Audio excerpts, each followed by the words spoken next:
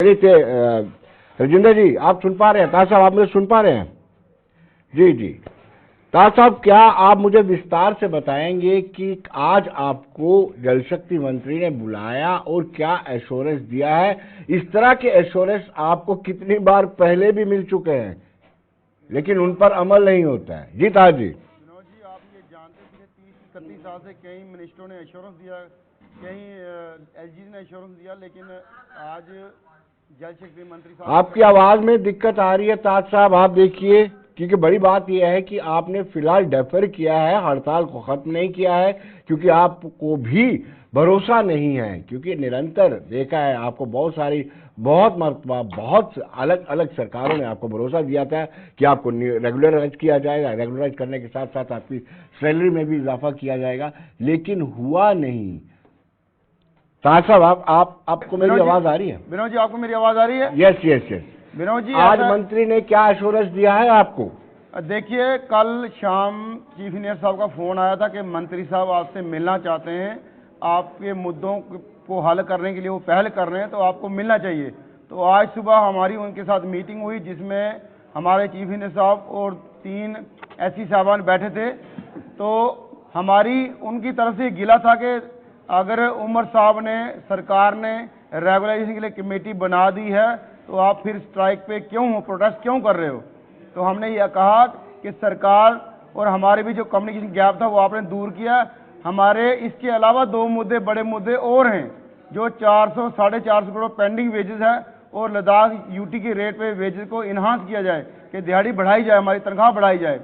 तो इसके लिए उन्होंने कहा, ये तो मैंने कहा ये कमेटी, ये मुद्दा तो कमेटी के पास नहीं है जी, कमेटी तो रेगुलेशन की बात करेगी, ये 400-450 करोड़ कौन देगा?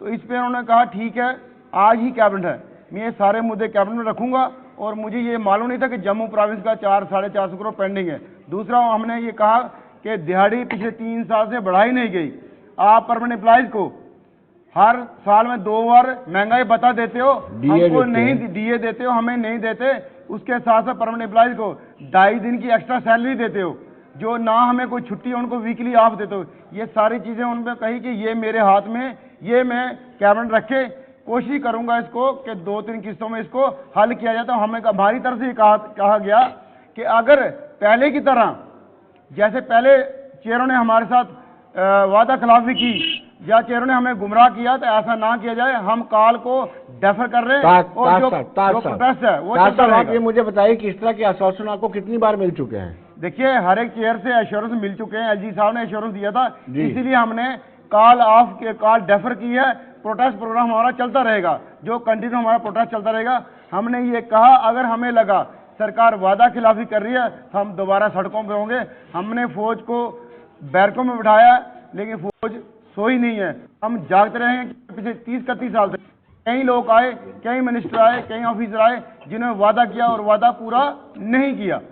ताज साहब, क्या मिनिमम वेजेस एक्ट के तहत आपको वेजेस दी जाएंगे, इस पर एश्योरेंस दी है मंत्री ने? मंत्री साहब ने हमारे साथ कमरे में बैठ के भी ये कहा कि लद्दाख यूटी के रेट पे क्यों नहीं आपको रेट मिलना चाहिए। और मीडिया में भी, मीडिया के सामने उन्होंने बाइटें दी और कहा कि बिल्कुल इनके मुतालबे जायज हैं और लद्दाख यूटी की रेट इनको मिलना चाहिए। कल तक ये एक स्टेट थी। ये आपका बड़ा अनुभव है, इतने कितने पीएचई मंत्रियों ने पूरी सेम बात, डिट्टो बात कही होगी। आपकी मांग जो है जेन्युइन है, लेकिन हल नहीं किया। देखिए, इन पर कैसे भरोसा है आपको? हमें अपने आप पे और अपने साथियों पे, कैरी लेवल डेली वेजरों पे भरोसा है, जिन्होंने पिछले 10 दिनों में 5 बार रैलियां निकाली, 5 बार पुलिस के डंडे खाए, लाठियां खाई, लेकिन पीछे नहीं हटे। तो ये जावेद राणा साहब को पता लग गया, उमर साहब ने असेंबली से अपील की है, डिप्टी सीएम साहब ने अपील किया। हमने कहा कल सरकार ये ना कहे कि ये लोग सिर्फ धरना प्रोटेस्ट करना जानते हैं, ये बातचीत नहीं करना चाहते। तो हमने बातचीत का रास्ता भी खुला रखा, लेकिन अपनी पोजीशन में बिल्कुल इंटैक्ट है। हमने इसको डेफर किया, लेकिन हम प्रोटेस्ट प्रोग्राम जो रोज हमारा रूटीन प्रोटेस्ट है 22 जून 2022 से चल रहा है, वो कंटिन्यू चलता रहेगा, क्योंकि हमारा एक ही नारा है, पॉलिसी नहीं तो घर वापसी नहीं। जी, आखिरी सवाल राजेंद्र जी आपसे, कि एक तरफ चीफ मिनिस्टर कमेटी कॉन्स्टिट्यूट करते हैं और दूसरी ट्रैक 2 पे चर्चा भी करते हैं, आप ही के लोगों को तोड़ने का प्रयास भी किया जाता है, उनसे प्रेस कॉन्फ्रेंस करवाई जाती है कि हमारी सीएम से मुलाकात हुई है, बड़ा गुडी गुडी माहौल है, चीफ मिनिस्टर बड़े पॉजिटिव हैं, रेगुलराइज करने के लिए तैयार हैं। ये डबल स्टैंडर्ड नहीं है?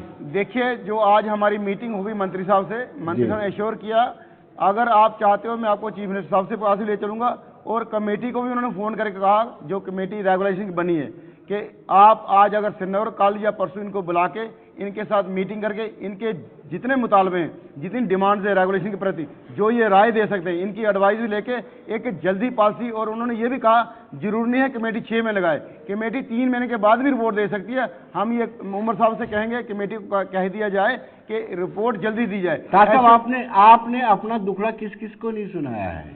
कहाँ नहीं सुनाया है? शालीन काबरा के पास भी आप कितनी बार गए थे? देखिए विनोद सर, जितने लोग आज तक इस चेयर पे बैठे हैं, हम हर उस दरवाजे पे गए जहां 1% हमें उम्मीद थी, हमने वो दरवाजा भी खटखटाया कि हम जरूरतमंद है। सरकार की जो नीति है बातचीत करेंगे, हमने उसका वेलकम किया, क्योंकि हम ये नहीं चाहते कि सरकार काली ये कहे कि ये लोग किसी के इशारे पे, जैसे हम पे इल्ज़ाम लगा, तो ये चीज़ लोग बातचीत नहीं करना चाहते। ये लोग इसी तरह लोगों का पानी बंद कर लोगों को तंग करना चाहते हैं। तो हमने ईद को और नवरात्र को देखते हुए ये 10 दिन का टाइम दिया है। 10 दिन में हम अपनी भी तैयारी दोबारा कर लेंगे, और सरकार अगर हमारे हक में फैसला करती है कोई, तो हम उसका वेलकम करेंगे। साहब, बहुत बहुत शुक्रिया, और उम्मीद करते हैं कि इस बार सरकार या इस बार मंत्री का वादा खरा होता है। निसार गत्तू हमारे साथ